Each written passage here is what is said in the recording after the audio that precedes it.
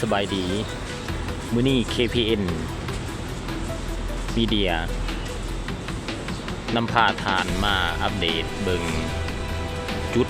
อีกจุดหนึ่งที่เป็นอย่างเศรษฐกิจของจีนเนาะซึ่งเป็นเขตพิเศษที่ว่ามีเศรษฐกิจเจริญเติบโตซึ่งเป็นชุมชนคนจีนเนาะนักลงทุนจีนมาดำเนินธุรกิจอยู่ในนครหลวงเวียงจันทน์นั่นก็แม่นตลาดซังเกียงช้อปปิ้งมอลล์เนาะภาพที่ท่านเห็นในตอนหน้านี้ก็คือศูนย์การค้าซังเกียงเนาะซึ่งตลาดแห่งนี้ถือว่ามีความเจริญหลายสินค้าส่วนใหญ่สินค้าหลักๆก็คือเป็นสินค้าที่นำเข้าจากประเทศจีนเป็นส่วนใหญ่ส่วนหลายก็เป็นสินค้าอิเล็กทรอนิกส์เสื้อผ้าและก็เครื่องใช้จำนวนหนึ่งเราจะไปติดตามเบิ่งภาพหลายๆมุมของการพัฒนา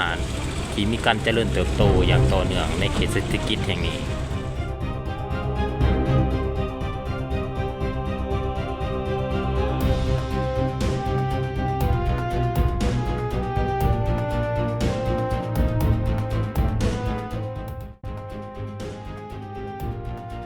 ซังเกีย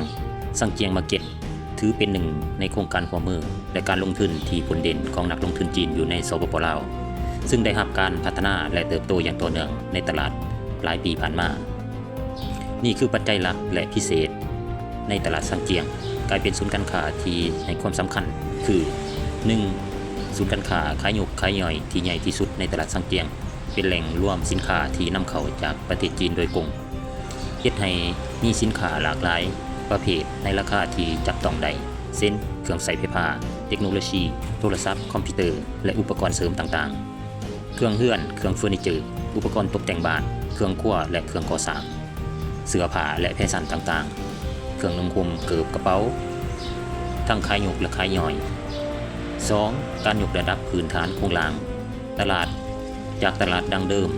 ของกลุ่มนักลงทุนจีนได้รวมกันจากหลายภาคส่วนที่เกี่ยวข้องในการสุมใส่พัฒนาให้เป็นเขตการค้าซังเกียงที่มีความทันสมัยโดยมีการขยายตัวพื้นที่ทั้งอาคารหลังใหม่โรงแรมคอนโดและศูนย์อาหารเพื่อห้องรับพ่อค้าชาวค้าขายและนักท่องเที่ยว 3. การเชื่อมโยงทางด้านเศรษฐกิจและคมนาคมโดยการเปิดน้ำใส่การขนส่งสินค้าจากจีนมายังลาวสามารถเข้าถึงสินค้าที่หลากหลายได้ง่ายขึ้นการขยายตัวของเขตการค้าสากลซังเกียงถือเป็นหนึ่งในโครงการพัฒนาอสังหาริมทรัพย์และการค้าที่ใหญ่ที่มีความโดดเด่นที่สุดในนครหลวงเวียงจันทน์การก่อสร้างตึกอาคารสูงและมีความทันสมัยเพิ่มขึ้นเติมในเขตนี้บ่เป็นเพียงแต่เป็นการเปลี่ยนแปลงโฉมหน้าใหม่ของตัวเมืองสกายไลน์เท่านั้นแต่ยังเป็นจุดประสงค์หลักห้องรับการไหลเข้ามาของนักลงทุนเป็นศูนย์กลางทางด้านธุรกิจตึกสูงเหล่านี้จะถูกออกแบบเพื่อห้องรับ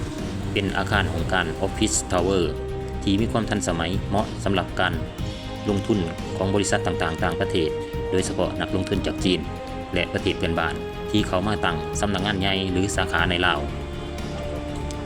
สิ่งอำนวยความสะดวกครบวงจรต่างๆตอบโจทย์โดยเฉพาะบ่อนเฮ็ดเวียกบ่อนประชุมและพื้นที่เจรจาธุรกิจในบ่อนเดียว